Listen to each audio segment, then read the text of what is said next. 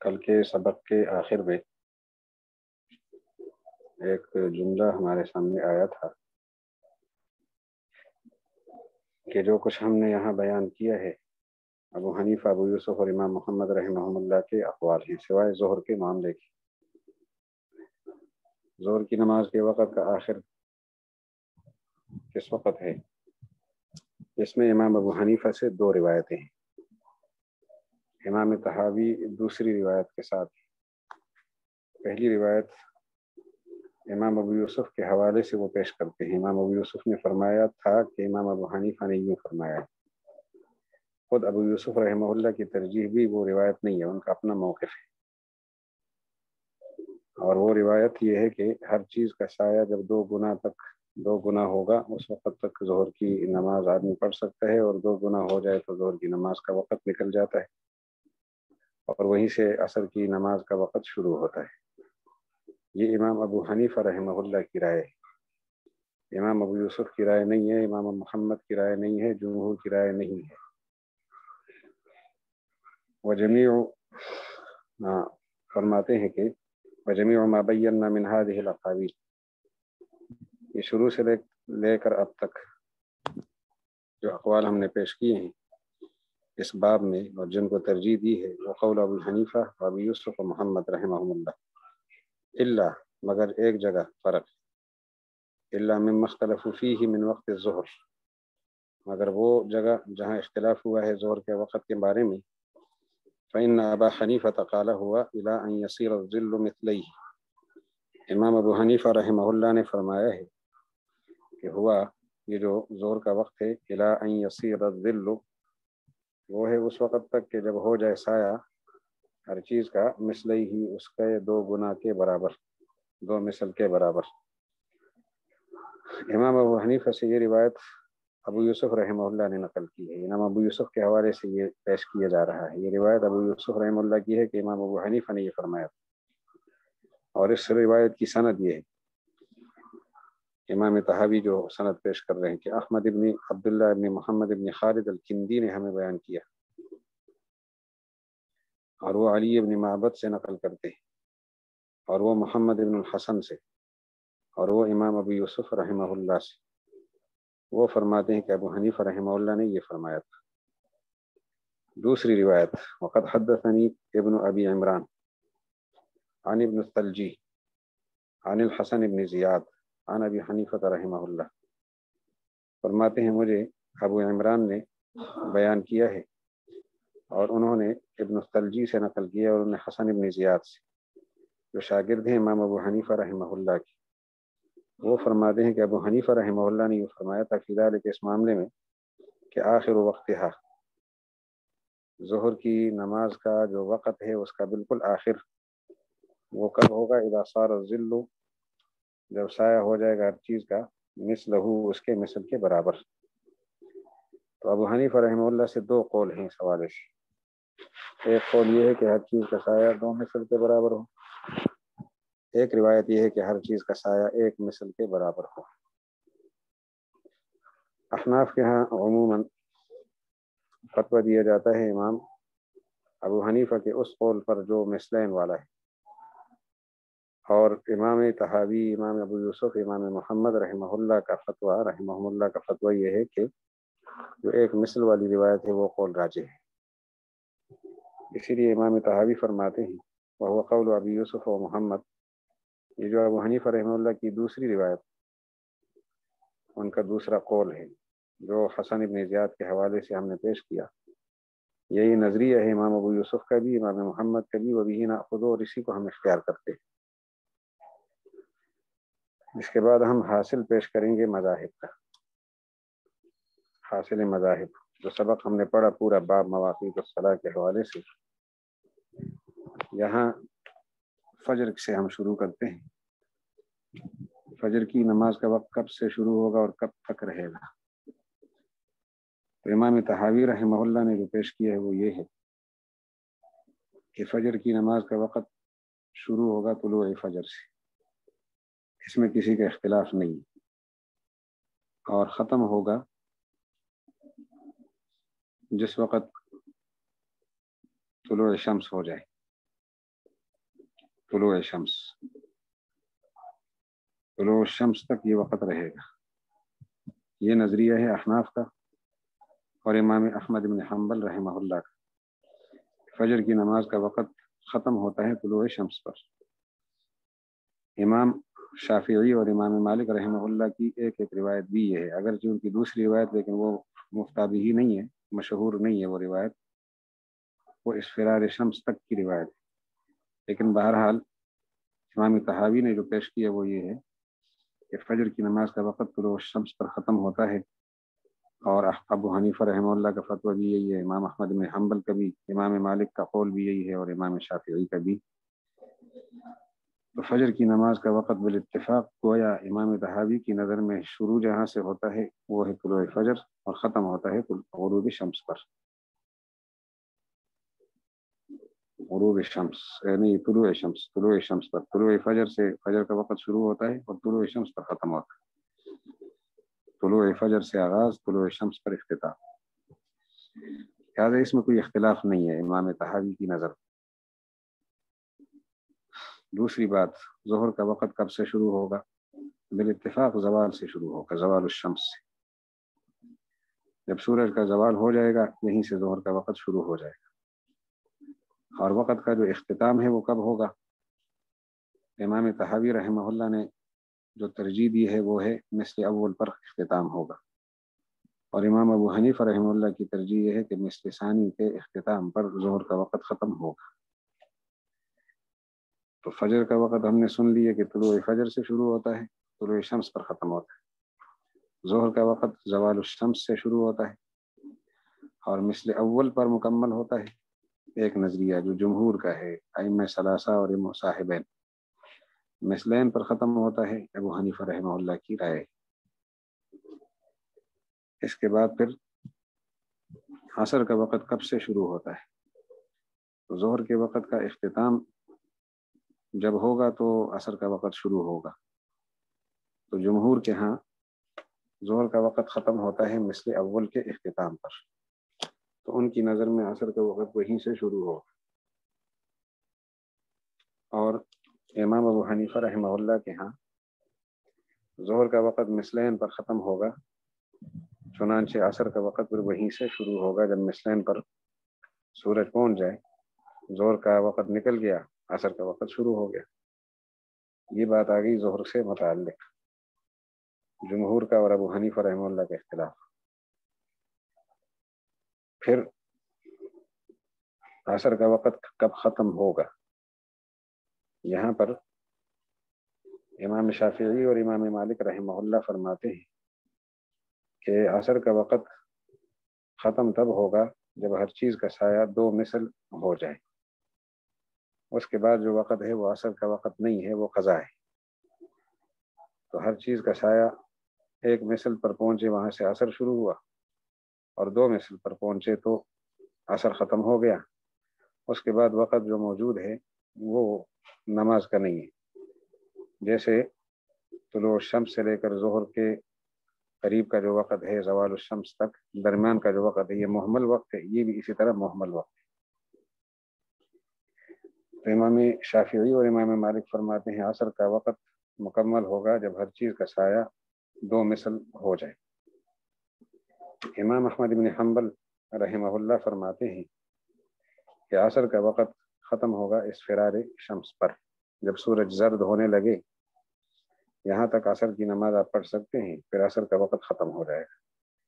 اور اس کے بعد اسفرار الشمس سے لے کر غروب تک کا جو وقت ہے یہ وقت نماز نہیں ہے. اس میں اگر کوئی نماز پڑھے گا تو قضا شدہ نماز پڑھے گا، اور عصر کی نماز اگر اس میں پڑھے گا تو وقت سے باہر پڑھے گا.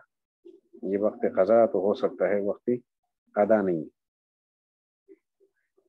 تیسرا نظریہ عصر کی نماز کے وقت کے بارے میں کہ وہ ختم کب ہوتا ہے، احناف کا ہے کہ عصر کا وقت ختم ہوگا غروب شمس پر. تو دوبارہ یہ عرض کرتا ہوں 3 نظریات آ گئے عصر کا وقت کب ختم ہوگا.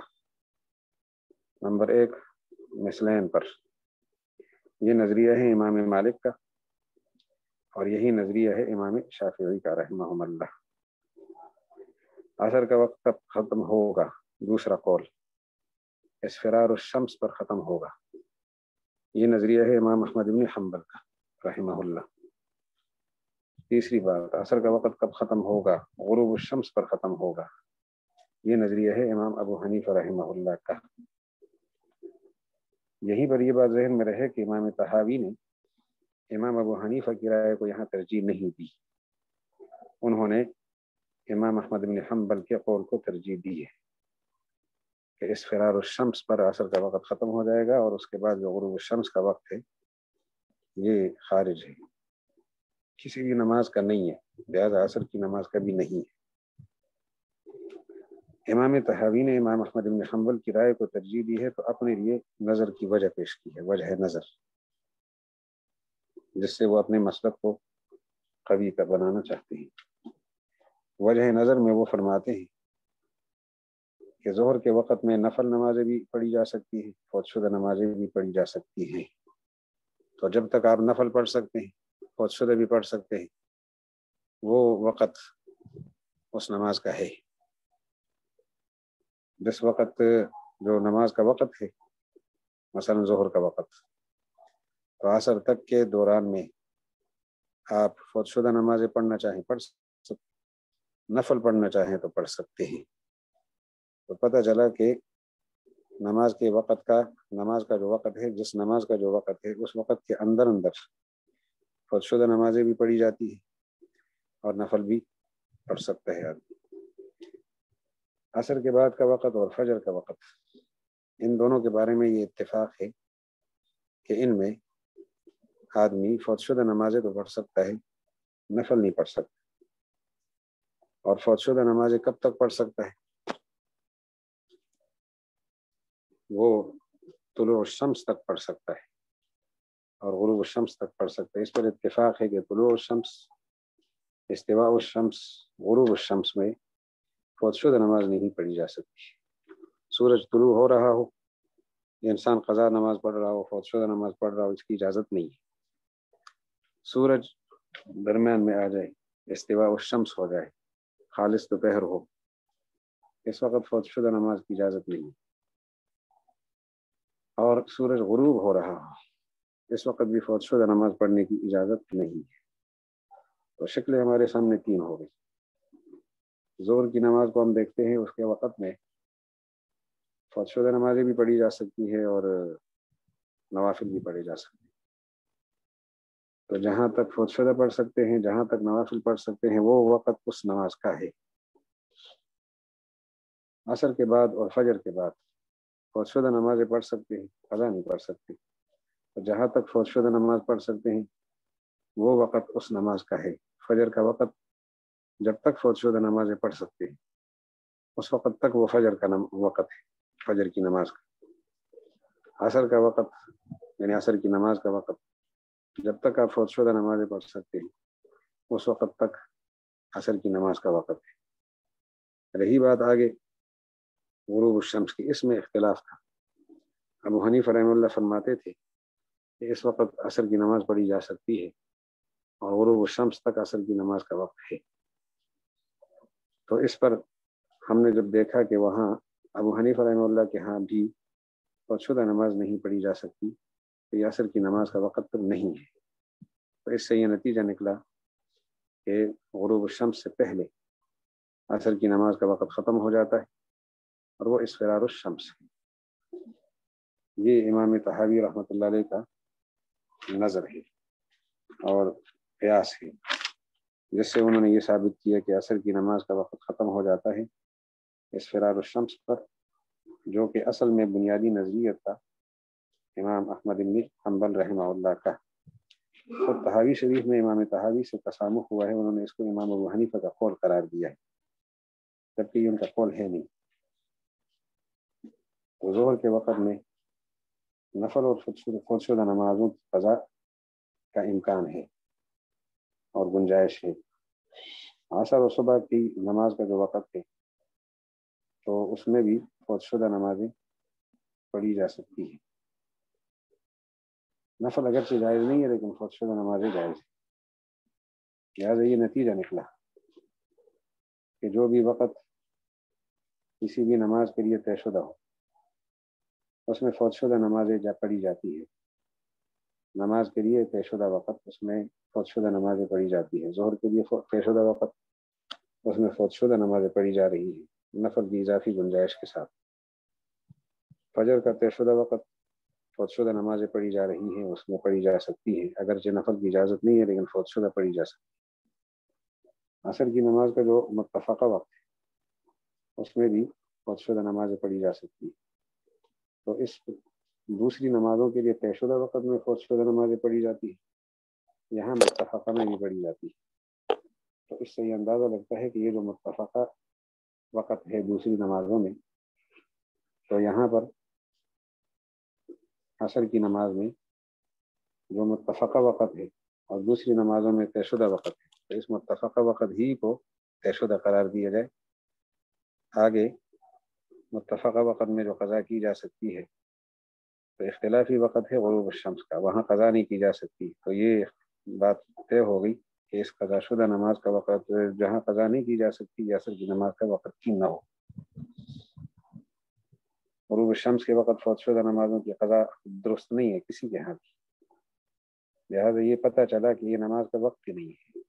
جس طرح کہ نصف النہار کا وقت نہیں ہے نماز کا, غروب الشمس کا وقت نماز کا نہیں ہے تو یہ وقت بھی نماز کا نہیں ہے.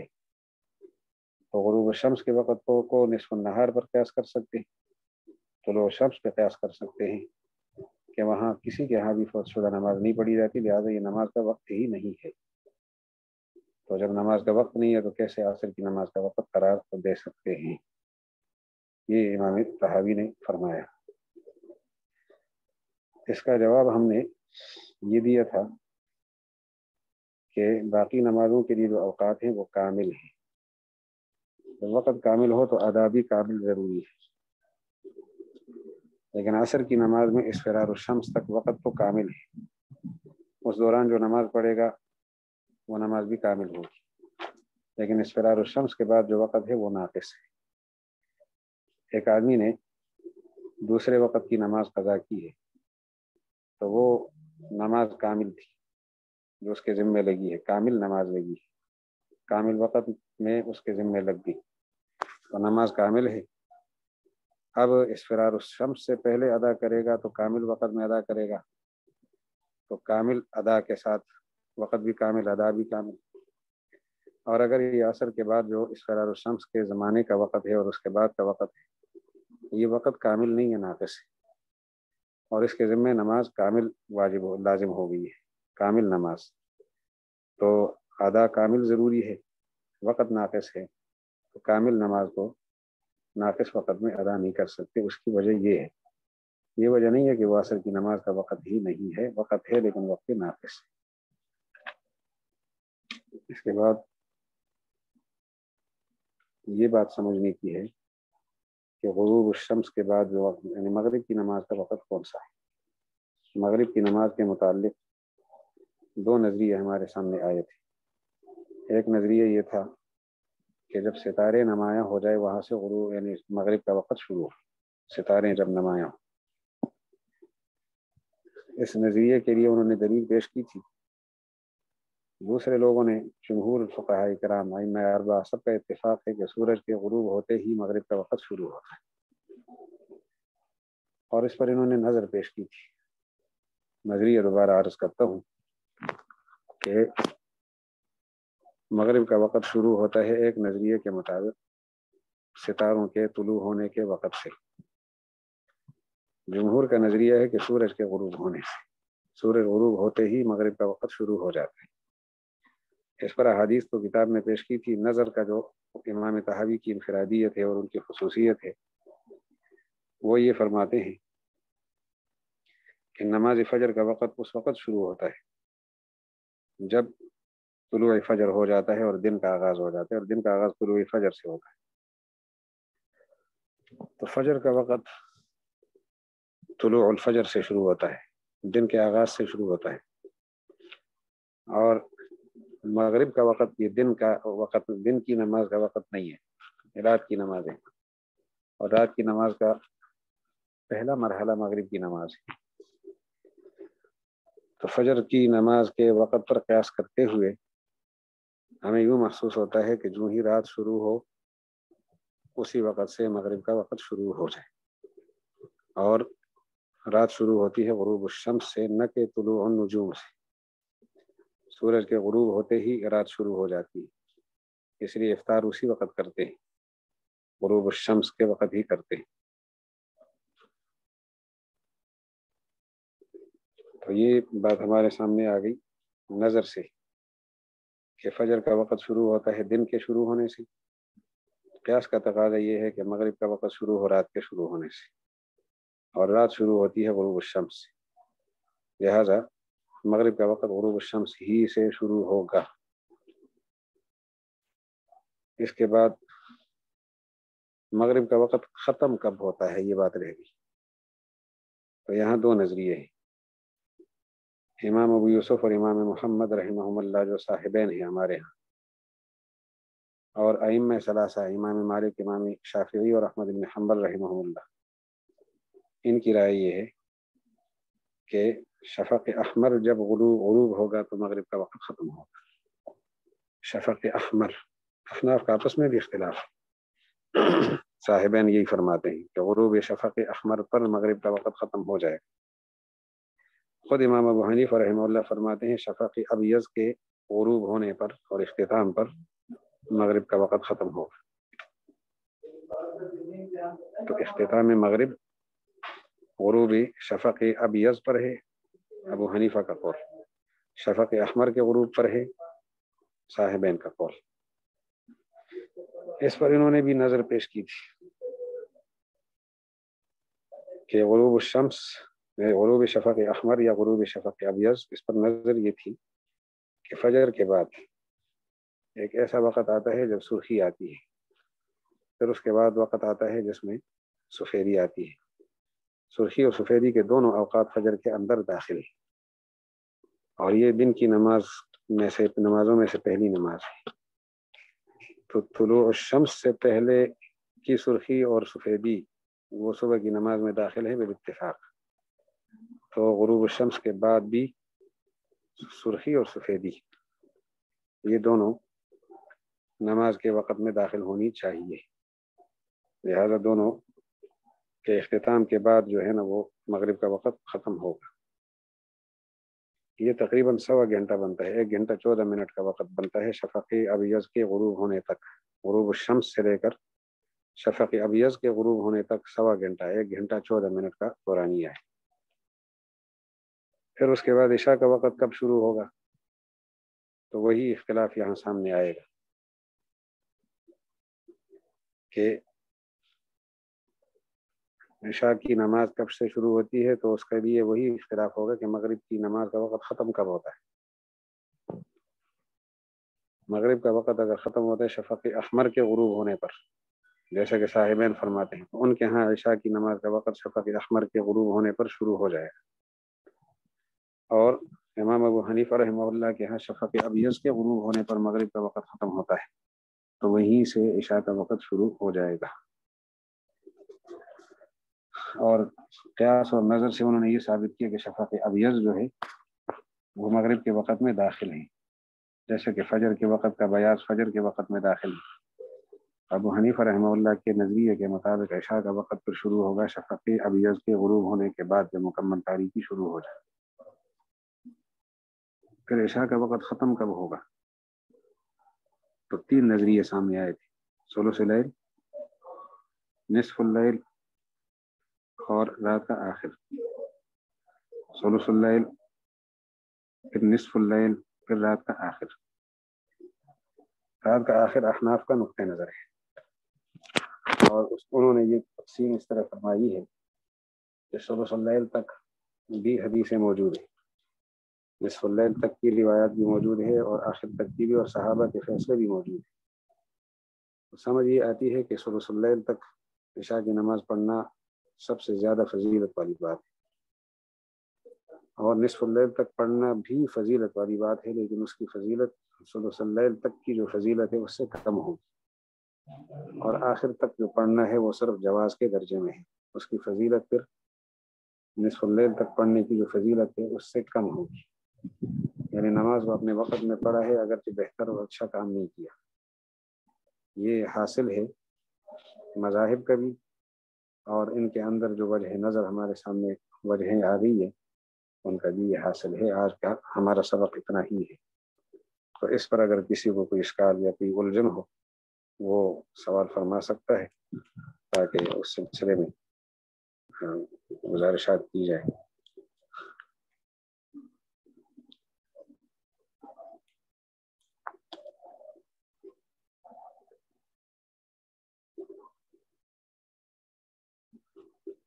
ریکارڈنگ کو بند فرما دیں، میں پھر دوبارہ دوہرا دوں گا.